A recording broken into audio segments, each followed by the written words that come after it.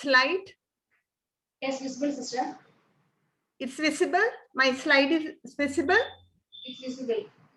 Okay. Good evening, everyone. I hope all the students have joined and you're comfortable with your network, screen, gadgets. Yes. Okay, sister. Okay. The topic for the day is spirituality and nursing care. Spirituality and nursing care. Coming to the general objective,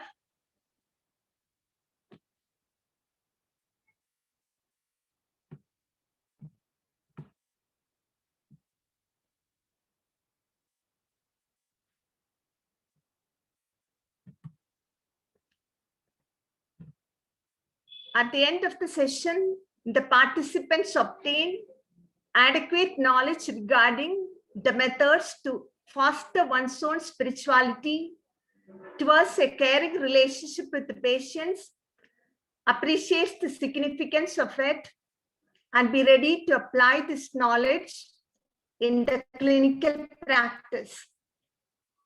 So foster one's own spirituality, to appreciate the significance of spirituality, nursing care, and just get ready, prepare oneself to apply this knowledge in the clinical practice. That is the general objective. And coming to the specific objectives, at the end of the session, the participants are able to introspect into one's own spirituality, to enumerate the values, attitudes needed for a spiritual caring relationship with the patients, to identify the methods to develop within each one a unique spirituality of caring, and finally to write down one's own spirituality related to patient care as a nurse.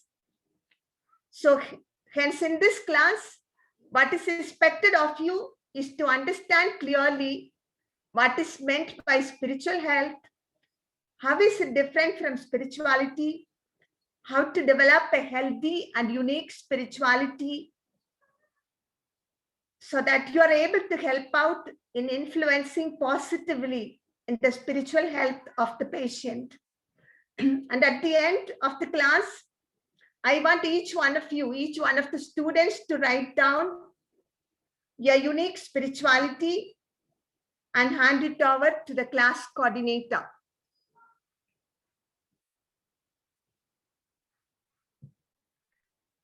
So what do nurses do? The simple answer is she does nurse the patients. So what is nursing? We have learned many definitions of nursing, the most important being Virginia Henderson's. But I have given another important definition here, the definition by Price in 1954.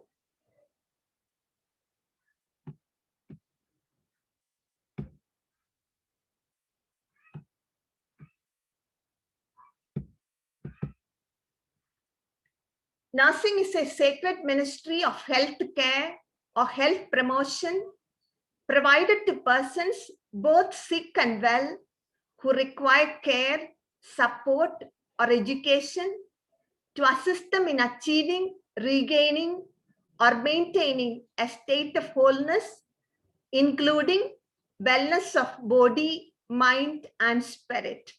Wellness of body, mind, and spirit. Hence, from this particular definition of nursing, it is very clear that caring of the spirit is unavoidable or inevitable dimension of nursing care. And what we are concentrating today is this dimension of nursing care.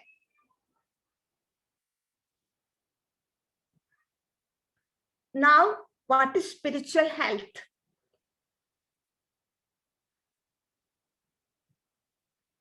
We have learned very many definitions of physical health and mental health. Of WHO's beautiful definitions are here. Now, what is meant by spiritual health? Spiritual health is the presence of an interior state of peace and joy, a sense of security and direction related to one's goals in life, and freedom from abnormal anxiety and guilt. So a person with good spiritual health is in peace and harmony with oneself and with God, with others. They feel at home, they feel secure, they have a purpose in life, and they are free of any unnecessary worries and anxieties. And healthcare researchers found a significant positive correlation between spiritual health and an individual's subjective evaluation overall physical health. Hence, a person with good spiritual health is in peace and harmony, and as good spiritual health, they also will have a good physical health. It is very much interrelated. So we nurses have a great responsibility to assist the patient to have an interior state of peace and joy, freedom from abnormal anxiety, guilt, and a sense of security, a sense of direction in life.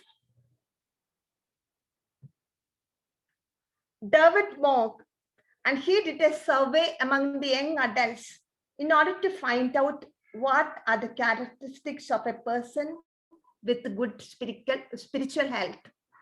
And he came up with these answers, and it is written here in the order of weightage or priority. I hope you can see it. Peace with God, inner peace, faith in God, good morals, faith in people, helping others, good health, and being successful. And David Moore, he reported that for the study participants, good health and being successful were not critical elements to spiritual well-being, but the points that got more weightage was peace with God, inner peace, faith in God, good moral values, etc. Now, what is spirituality? How do we define spirituality? I hope you have already learned it, but I'm just giving you the definition alone. Spirituality is individuals' values, attitudes, and beliefs related to God, others, and nature. Now, what are values? We are learning it in the first year fundamentals. Values are basic and fundamental beliefs that guide or motivate attitudes or actions. For example, dutifulness or faithfulness to a given duty is a value. Dutifulness is a value. Values will help us to determine what is important to us. For one who is dutiful, believe that it is important to do every details of the job with lots of commitment, very meticulously. And these values will in turn turn out to be very strong beliefs that will motivate and guide a person's behavior. So your values will always describe what sort of person you want to be, what sort of person you are in a particular situation. So hence spirituality is how one live his or her connectedness to oneself, others, cosmos, and God. And one lives this connectedness to God, others, and nature according to the beliefs, values, and attitudes of self. And where do we get these values? What are the sources of these values and beliefs? We know that it is mainly we get it from the family. If your parents have insisted you on the values of honesty in childhood, certainly the traits of honesty will become your value in life. Next, we have friends and peers. We are very much influenced by the people with whom we relate, the people with whom we study, the culture where we are placed. religious teachings that I will come back with the next slide. The media, there is an influx of information in the media. We knowingly or unknowingly, we become very much addicted to the media, and the media has got an influence of the values, beliefs, and attitude of ours, hence our spirituality and education, where we are educated from what type of school or college we are placed, who all our teachers, what are their values, it will influence us.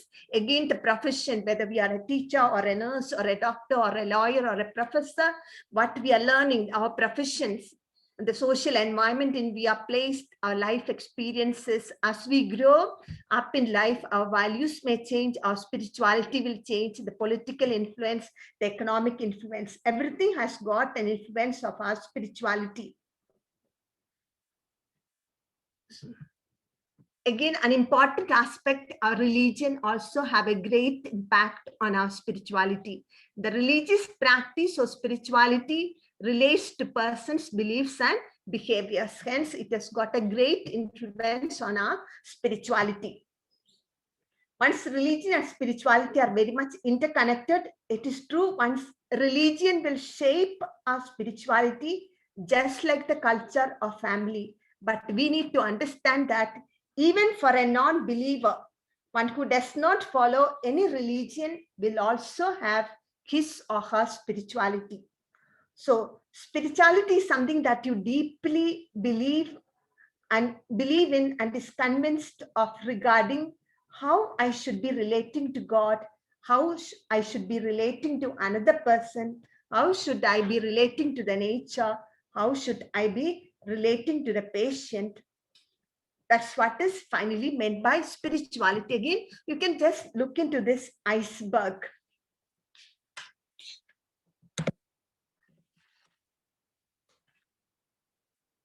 I have written in the tip of the iceberg spirituality, and at the bottom you can see the values, beliefs, and attitudes. This is again to affirm that the spirituality is very much based on your basic values, beliefs, and attitudes. And finally, spirituality is the way of life, is the way you relate. How I respond to a situation or a patient is based on my spirituality, which is further shaped by my attitudes, my beliefs. So that we are sure of. So to say, I am a religious sister, given my age, my experience, my education, the way I minister to a patient or the way I take care of the physical and psychological health of a patient will always vary. It will be very much different from another person, and it would be based on my spirituality.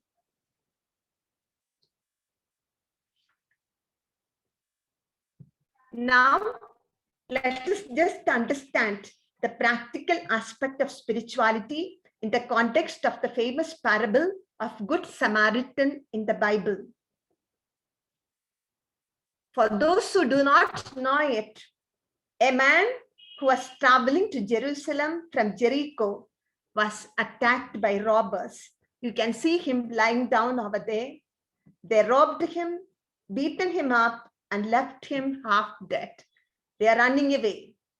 A priest who came on his way saw him, but did not bother to see what happened to him. You can just see that priest just walking away.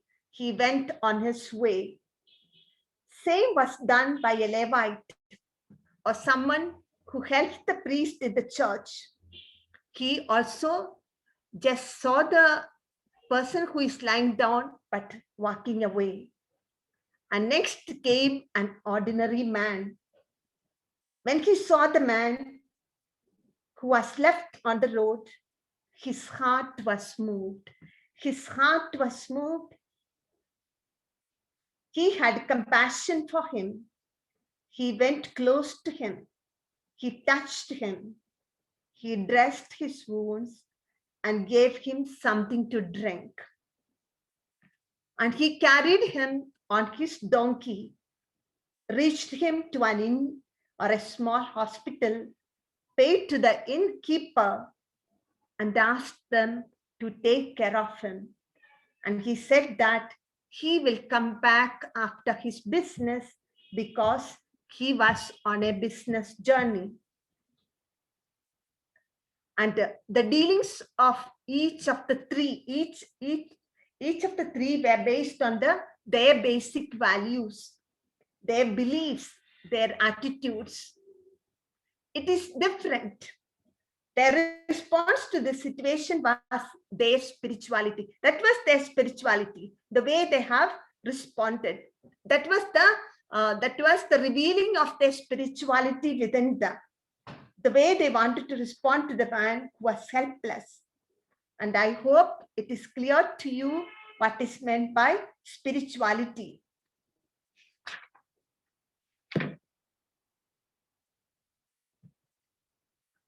So spirituality is unique to each individual, and your spirit usually refers to the deepest part of you, the part that lets you make meaning of your world. Your spirit provides you with a revealing sense of who you are, why you are here, and what your purpose for living is. It is that innermost part of you decide how you care for the patients. So remember, it is that innermost part of you decide how you care for the patient.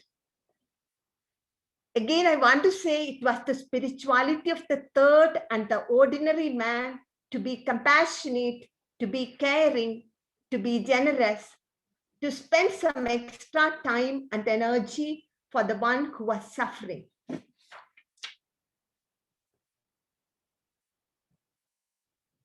So as nurses, we are expected to develop or foster deep within us a spirituality of caring the patient that will help to improve the spiritual health of the patients. And again, I had told you, spiritual health is recognized by the presence of an interior state of peace and joy, freedom from abnormal anxiety, guilt, and a sense of security and direction related to one's life goals and activities.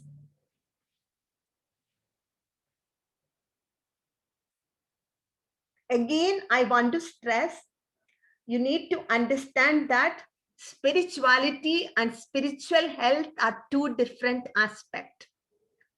We are going to take care of the spiritual health of the patient, body, mind, and spirit, as we are going to care for the physical health, emotional health, and mental health of the patient.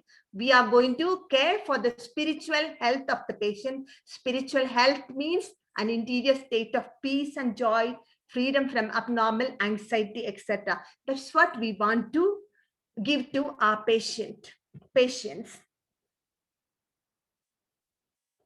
Again, to have a comprehensive idea of the importance of taking care of the spiritual health of the patients, let's have a glance into the history of spirituality of nursing. When we take the ancient society, there were 4 key societies. They are Egypt, Greece, Rome, and Israel.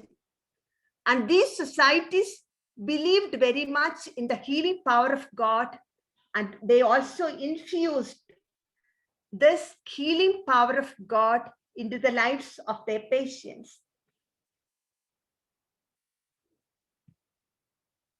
And we have learned in the history of nursing about the era or the time of deacons and deaconesses. We can just read that care of the sick was an identified task for these men and women who followed spirituality of Jesus, the great healer. They were followers of Christ with the attitude of Christ. They went around to visit and nurse the sick, and certainly they gave importance to the spiritual health of the patients. Next, we have the time of early monastic nurses.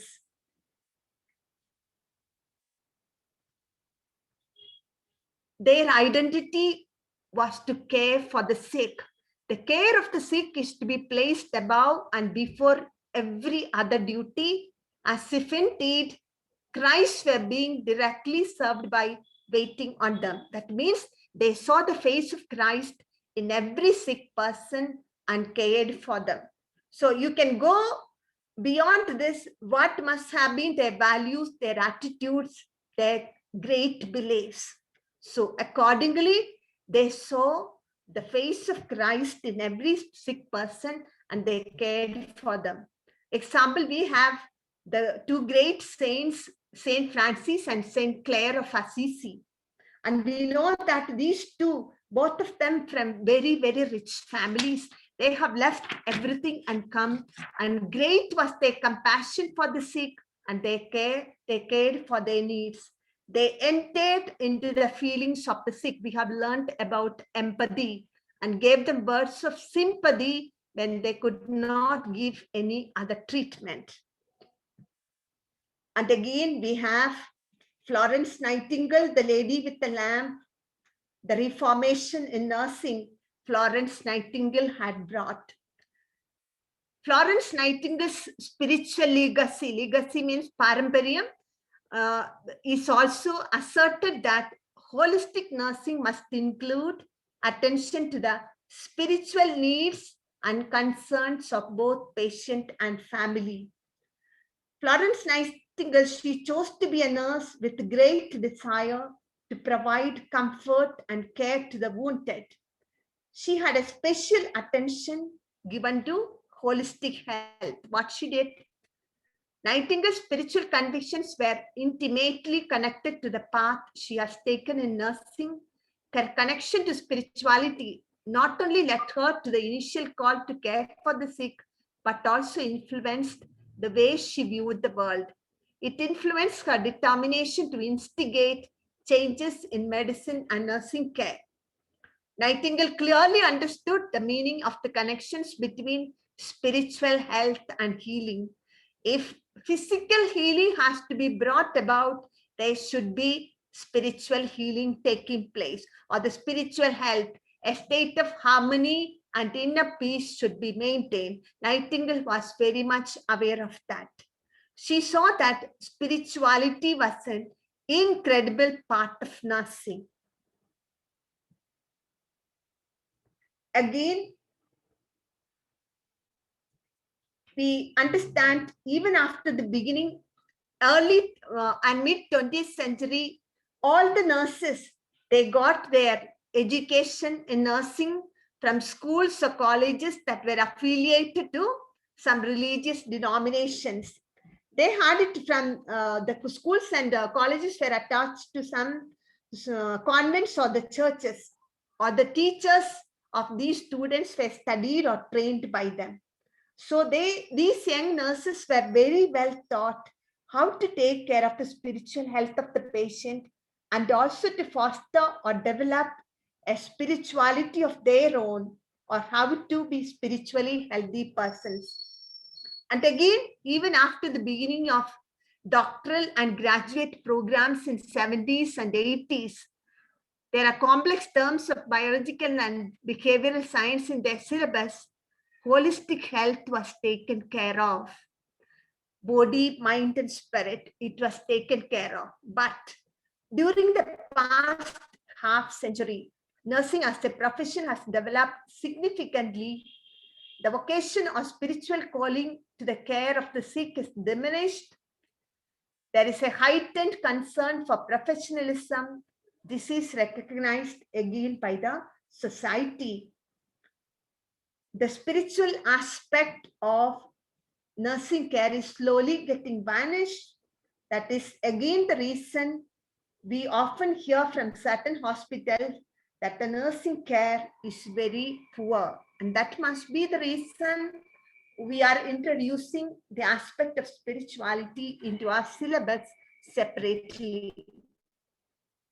And again, lots of researches had been undertaken.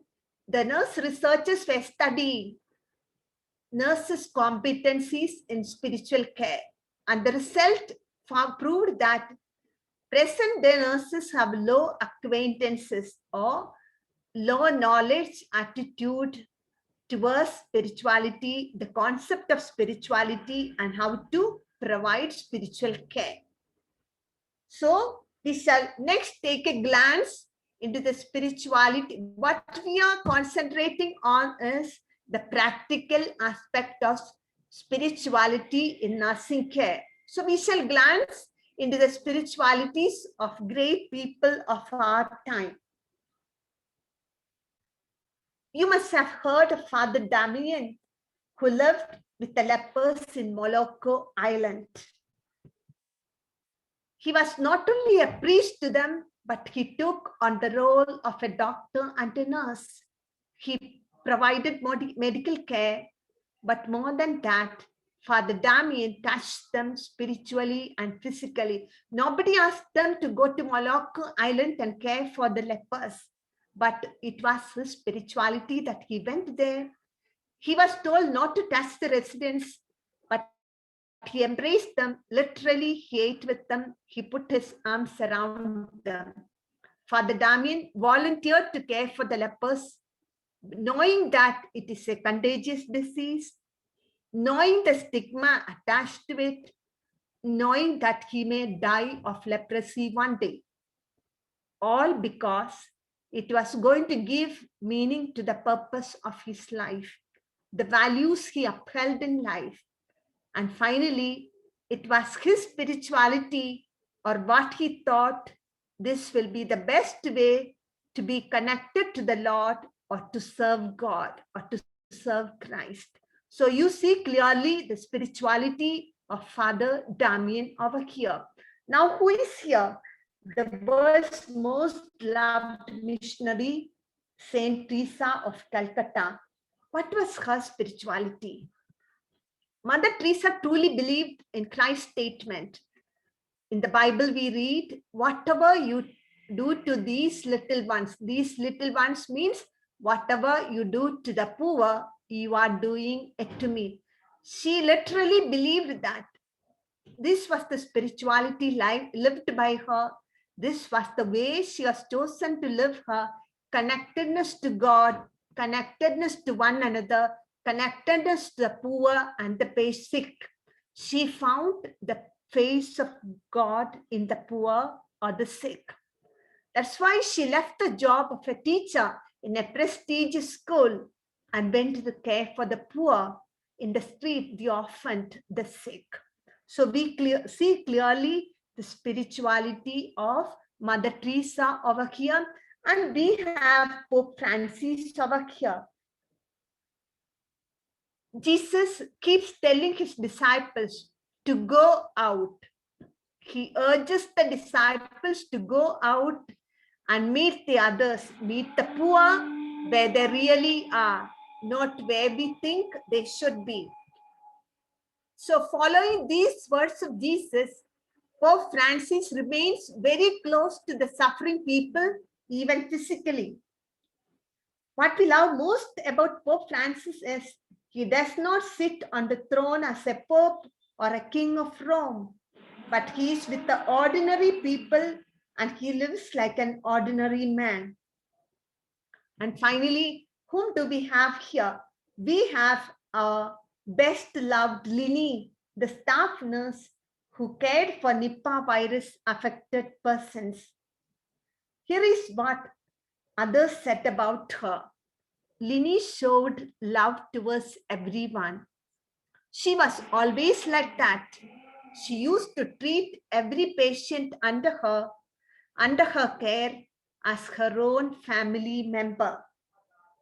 It was actually her spirituality or the principles she had in ministering to the patients. How many of us are able to treat our patients as our own family members? We can just introspect. And based on the above examples, make an introspection or look deep within and find what is your own spirituality. Take time and space to think about what is important to you. Now we know the meaning of spiritual health and what is meant by spirituality. And as a nurse, when you care for the patient, the importance or significance of taking care of the spiritual health of the patient, and the need to have a healthy spirituality deep within in order to care for the spiritual health of the patient. You also know the history of spirituality in nursing. You have seen the spirituality of great people. So ask yourself, what is my spirituality? Means, how do I live my connectedness to God, others, especially my patients and nature? And beyond that, what are my basic attitudes, my values, and my beliefs that lead me in relation to patient care? Or simply I go, or do I have something that is deep within? And when it comes to my very personal life, am I spiritually healthy? It means, do I experience an interior state of peace and joy, a sense of security and direction related to my life goals and activities? Do I have freedom from abnormal anxiety and guilt? So, what is my spirituality, and am I spiritually healthy in order to help the patient to have good spiritual health, which will further bring about physical, emotional, and spiritual healing? So there are so many spiritual assessment scales that are available. And use these spiritual assessment scales and evaluate yourself. And I'm sure your teachers will help you in the classrooms to have an evaluation of your own, like, what is my spiritual level? What is my spirituality? How healthy am I spiritually? And they may help you in the classrooms with it. Next, we are going into the very practical aspect of spirituality, very tangibly down to earth. How can we provide spiritual caring to the patient? First, we are going to see dimensions of reaching out with spiritual caring. Being a student, it is the best time to cultivate these dimensions of spiritual caring within us, or make it a part of our life, or make it a part of our skill or attitude. For the nurse practicing spiritual caring, 3 key activities are very, very important. The first one is being with the patient and family. You know the meaning of being. Next one is listening to the patient. And the third one is touching the patient. We will go being. The first one is being with the patients in their experience of pain, suffering, or other problems or needs. It will instill in them a sense of hope. When you are very truly and sincerely spending time with the patient, it gives them emotional and psychological strength. It gives them a sense of hope. Just be there, but with lots of love and sincerity for the patient. The second one is touching. Touching patients either physically, emotionally, or spiritually in order to assure them of their connectedness with others in the family and their connections with God. They're connected. The very act of touch will give them lots of confidence that somebody cares for them. And we read in the Bible, a leper approached Jesus and paid homage to Jesus and said, Lord, if you will, you can make me clean. What Jesus did, he stretched out his hand, touched him and said, I do it. Be made clean. His leprosy was cleansed immediately. So touching will always bring comfort and healing. And the third one is listening. Listening to patients help them to verbally express anxieties or emotions such as fear, anger, loneliness, depression, or sorrow, which may be hindering the achievements of wellness and bring healing to their heart and soul. So once you begin to listen, they begin to pour out their sorrows. And we can conclude with the story of Samaritan. These behaviors of being with, listening to, and touching the patient that should be grounded in a nurse's spiritual philosophy of life. It should become your value, your attitude, your behavior, as seen in the parable of Good Samaritan.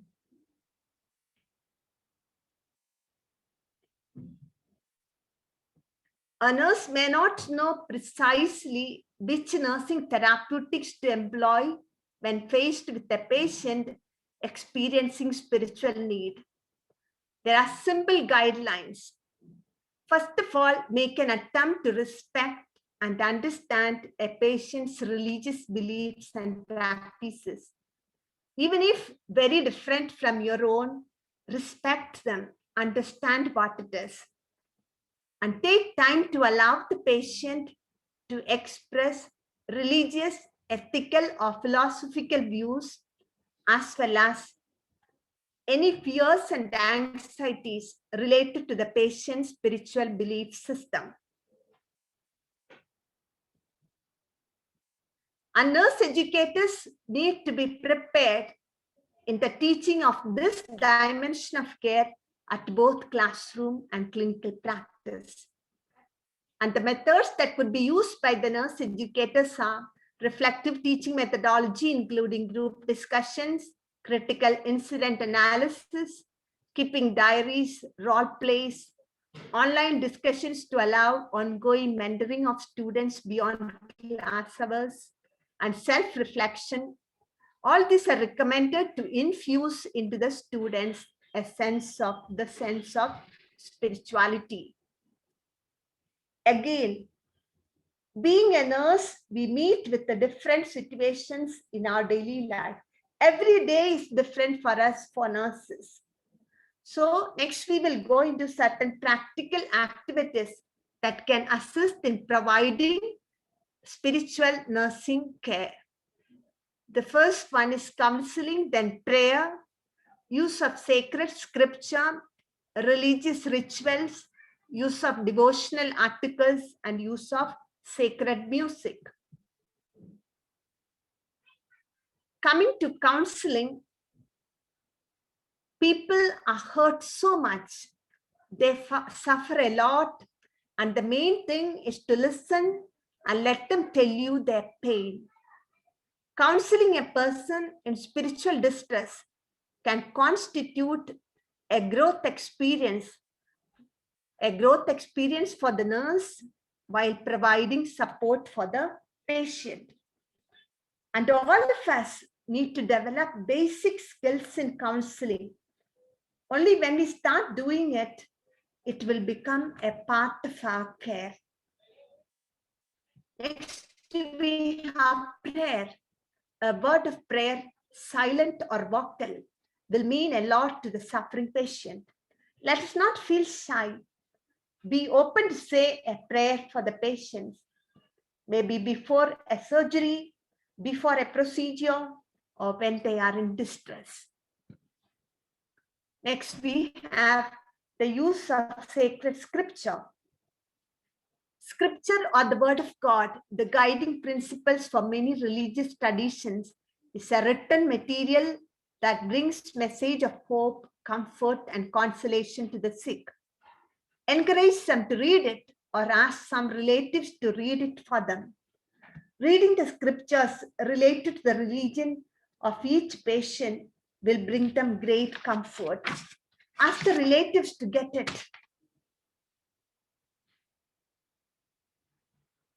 It may give them also inner peace, make it available for them. Next, the religious rituals. The concept of a rite of ritual may be a symbolic process which has the potential of healing. For example, for Catholics, we have got something called anointing of the sick. It is one of the 7 sacraments. It is in the Catholic tradition. It is there. And we believe that healing is brought to us. Spiritual, especially spiritual healing is brought to us. And every religion will have something related.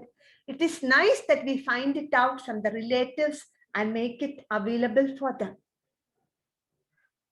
Devotional articles. Actually, looking at the devotional articles with the patients or the relatives, we understand what is the religion or faith, and we need to respect them and encourage them to use it. A Jewish person may use a prayer shawl during the times of prayer. A Muslim may choose to pray with the prayer beads they have with them. A Christian may pray with a Bible or a prayer book or a cross or a rosary. Make it available for them. And we have got music. We know the soothing effect and the inner peace and serenity the music can bring to the heart of every person, especially in the moment of suffering, and make it available for them. Music, especially sacred music, expresses the in-depth feeling of one's spirit. They become in touch with the spirit, touch with something that is beyond them, touch with God that can give them comfort, healing. And music is a part of all cultures and religious traditions, especially as a central dimension of religious worship. That's why we can use sacred music in order to bring spiritual comfort for the patients. Again, coming to the spiritual needs of the patients. The spiritual needs of the patients will vary according to the severity, according to the situation, according to the phase of illness, according to the type of illness. So we as nurses, we need to be sensitive to find out what is their exact spiritual need. How can we find out?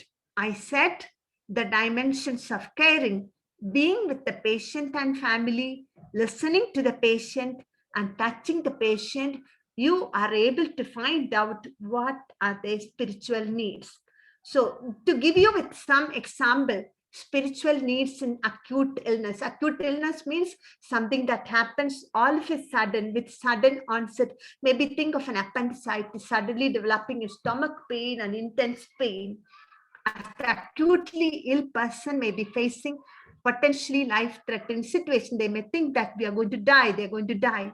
The spiritual health of the patient could be enhanced by being and touching, holding their hands, make them feel that somebody is with them, help them to maintain their inner peace and harmony. Spiritual needs of a peri-operative patient. When you think of peri-operative, pre-operative period, the intra-operative period, the post-operative period.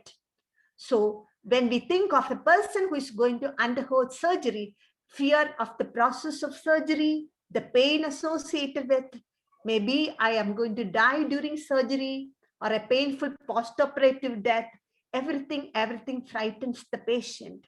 So listening and counseling would enhance their spiritual strength at this moment, and we can also pray with them. And we know spiritual needs of the patients in the ICU.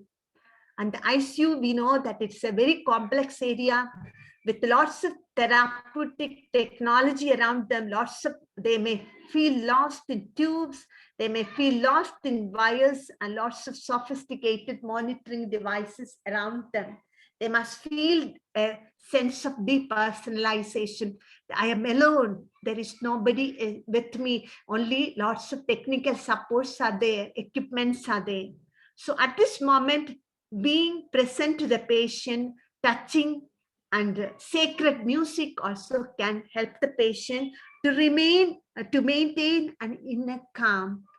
to remain spiritually healthy at this moment. And the spiritual needs of a patient in pain. And we know what is meant by pain. Pain is something that is very subjective, though there are very many scales to evaluate it objectively. Pain is a state in which an individual experiences and reports the presence of severe discomfort or an uncomfortable sensation. So at this moment, gentle touch, being and listening, this can enhance the spiritual health in pain. And spiritual need of a patient with long-term illness or chronic illness, we know that HIV or AIDS or chronic renal failure, etc. So there were many studies that has undertaken what are their spiritual needs, and the most important thing came up where hope, trust, courage, faith, peace, and love. We need to infuse these things into a person who is chronically ill. We need to give them hope. There was a study that was done on nurses' perceptions of the spiritual needs of a patient with chronic illness. The most important one was hope.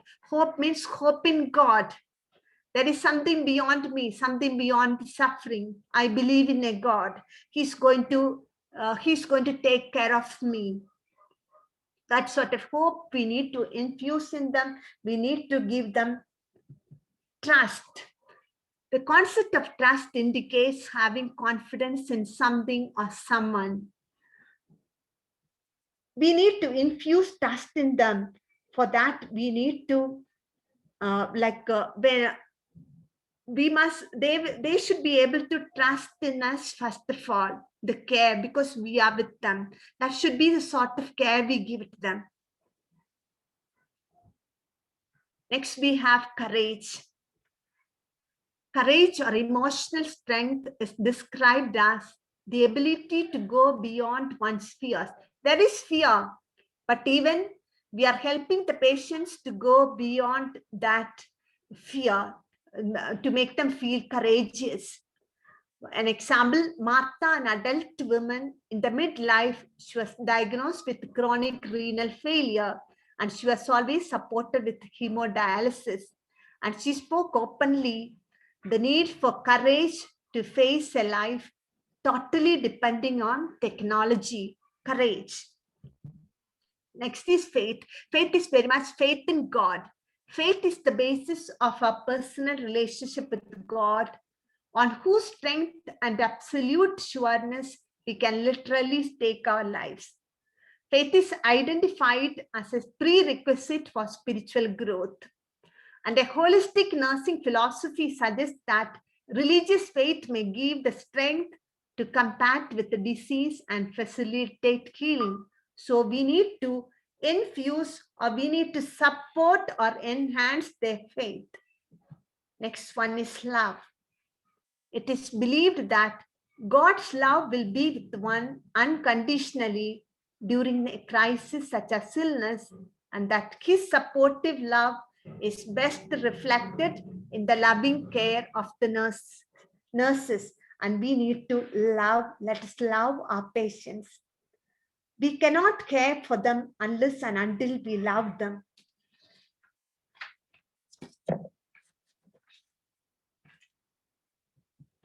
Next, we will go into certain studies. Care for the HIV positive patient. Some suggestions for spiritual care that may be carried out by a nurse include listening to the patients, the stories surrounding their illness. Sometimes they want to say how I turned out to be an HIV patient. The patient must be quite innocent. Just listen to them and offer them small gestures of friendship. I do love you. I do care for you, which may be missing because they are isolated. They are left alone. They feel ostracized. Provide them empathy and an emotional support. And a person with mental illness, we know there are lots of strong wrong beliefs, lots of delusions that are associated with mental illness. But what we don't need to concentrate on those wrong beliefs, but we need to support the reality of God's continued love and care for the patient through being with the patient, with the family, with compassion, and with lots of understanding. And when you care for a child, and this is the experience of a pediatric oncology nurse, she says, in peds oncology, the most stressful time is around a child's death. It's a gifted experience to be with the child and family that moment. And it hurts so much to lose them when you have become their friend and their family's friend. But it is a spiritual experience for the nurse and for the child. And you can listen. Sometimes you pray with them, sometimes you sing hymns with them, and then again, maybe you just hold them. And Teresa's experience of being with a dying 8-year-old who did not believe in God, or his family did not have faith in a particular religion. And the baby asked what would happen after death. And Teresa says, I told him it would be like walking in beautiful woods, a beautiful forest where there are all kinds of trees and flowers and birds, and everything will be like simply peaceful, really peaceful, and that he will be happy and not ever be sick again. How many of us are ready to give an answer to a baby who may ask, what will happen after spiritual death, after death? And again, when we come to the spiritual concerns of the older adults, we know older adults, whether they are left home or in the care homes or in the hospital or in the geriatric care, lots of loneliness is attached to old age, because we are not even wanting to take care of being with our old or elderly or grandparents. So loneliness can be a significant problem for the older adults. And again, uncertainty of the future. Uncertainty of the future can be a source of much anxiety. The elder may have already witnessed their friends who have died, how they have died, what is the pain that they have gone through. So being with them and listening to them, praying with them will always help. These are the spiritual concerns of the older adults. And we come to the spiritual needs in the dying process. We have learned that there are universal needs for the dying persons. But again, understand that there will be lots of uniqueness in their need in the process of dying. These include the need for relief from loneliness and isolation, and the need to feel useful, need to express anger, need for comfort from anxiety and fear, and the need to alleviate depression and find meaning in that particular experience of death. And we have got lots of responsibility to take care of the spiritual need of the dying person. So again, we are going to come to 7 nursing diagnoses that are related to spiritual integrity. I don't want to go in depth about this nursing diagnosis because it must be given to you in the classroom. But the most important ones are impaired spiritual integrity related to spiritual pain, impaired spiritual integrity related to spiritual alienation or isolation, impaired spiritual integrity related to spiritual anxiety, impaired spiritual integrity related to spiritual guilt, spiritual anchor, spiritual loss, and finally, impaired spiritual integrity related to spiritual despair, as evidenced by expressions of suggesting that there is no hope of ever having a relationship with God because they are in despair. They don't find that there is a God in the eventually in their suffering, in their crisis. So this you will be able to get from the books. And I also want to mention some report from some qualitative studies about spiritual care. Sarah, a BSc nurse with 12 years of experience in the pediatric oncology, she says, So here the students, I really want to get into the life of these young nurses who says about the spirituality in nursing care. I have chosen nursing for its ministry aspect. I feel a real sense of mission in nursing. It is a spiritual ministry. Every morning, I try to spend some time in prayer and reading Bible verses to give myself strength. I know that I can't heal the children, but to just be there, that will help. And I pray that God will work through me to use my hands to, in some way, comfort or to do the right thing for my patients. Spirituality in nursing care, it is something to be fostered. Dear students, please understand that we need to take effort to cultivate that. And a pediatric nurse educator with 14 years of experience, she described a strong sense of agreement between nursing and ministry. My nursing is my service to God. For me, nursing and spirituality are intertwined. I deal with people in their hour of greatest need, whether it's rocking a dying child or helping to support a family. People need more than physical care, they need love and acceptance. And this is when your mission, your ministry can be a healing presence. And again, Martha, a critical care nurse, she describes how she learned the importance of spiritual ministry to those with HIV/AIDS. I have found that ministering to people with HIV to be open and to listen to them, it has led to some very humbling experience in my own life. It's a very much rewarding experience. All that they want is a touch or just to know that you are there. They don't want anything else. And how can we improve our spiritual competencies, our spiritual qualities? How can we enhance that? How can we strengthen that? It is again as a result of a study, suggestions for increasing. Be aware of your own spirituality, of where your own sense of meaning and purpose and values come from.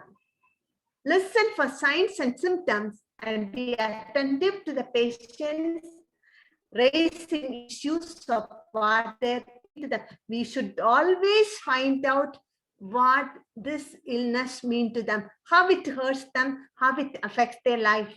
Be fully present, pay attention to the person when undertaking practical tasks with patients so they understand you respect them as valued fellow human beings. You need to make them feel that they are respected and accepted. Promote person-centered rather than task-centered ways of nursing and reflect daily on how compassionate and mindful you have been. Every evening, you reflect and see whether you have shown them compassion, whether you have shown them care. This is the way we can improve our spiritual competencies. And at the end, I want to say that as nurses, we fly about. Very rare, our feet are really touching on the ground. We often forget in our busyness that we are standing in a holy place while we are caring for the patient, or when we are close to the patients, we are standing in a holy place, for we are caring for God himself in the patients. We saw in the life of the great people, they have seen God in the patient. Mother Teresa had seen the face of Christ. Francis Assisi has seen the face of Christ. All those monastic nurses, they are seeing the face of God in their patients. We are caring for the patient himself in the patients, for we need to take our shoes and get into the shoes of the patients. That means we need to be very much empathetic. We need to feel with them. That means we need to know what this sickness actually means to them, how it hurts them. For we need to take off all our preconceived ideas related to the culture or religion or faith or caste and creed or race, their color. And we need to behave to the patients, for they are sick. So take off your shoes. You are on a holy ground. That should be the spiritual posture of every nurse. And at the end, as nurses, we need to foster within us the values, attitudes, beliefs that will help us to be really spiritual persons who take care to sustain the inner peace, harmony of the patient, to help them not to be guilty and anxious, but really hopeful. So now I expect you to write down your own spirituality. Maybe the spirituality that you already practice in your life, or the spirituality that you aspire to possess, the spirituality that you practice or you aspire to possess.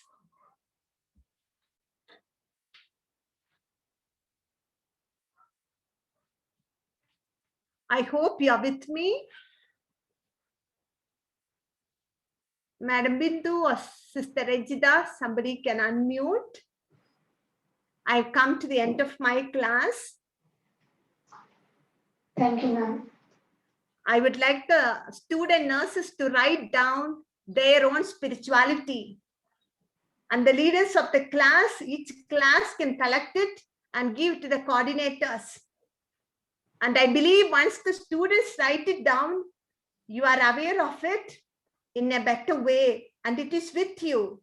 And we are tend to practice it in a better way.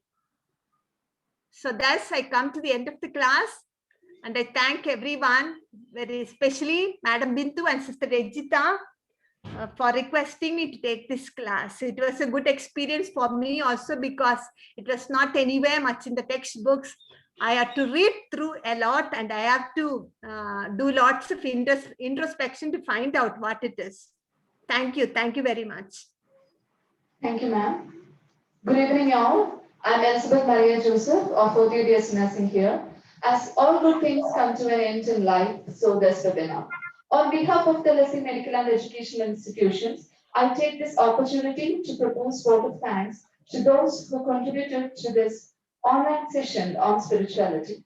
I express my immense gratitude to our speaker for today, the eminent personality with greater vision and thoughts on spiritual nursing, Sister Dr. Jijimol Matthew, for her truly enlightening words, touching the basics of nursing and spirituality and denoting the parable of Good Samaritan.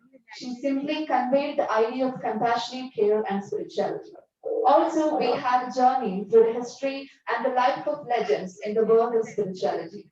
And yes, now we are equipped to be like them. And I'm sure that this is the end of a really blissful hour. And also, I would like to share our heartfelt gratitude to the management of the state medical and educational institutions for this wonderful opportunity, and to our principal, Professor Dr. Usha Madhav, for her constant enthusiastic support. A special thanks to our teachers and non-teaching staff for their unflinching support and coordination. Greater thanks to our dear students who was attending the session with their open hearts. Finally, let me trace the words of Dr. John F. Kennedy. As we express our gratitude, we must never forget that the highest appreciation is not to utter the words, but to lead by them. Thank you. Okay, thank you.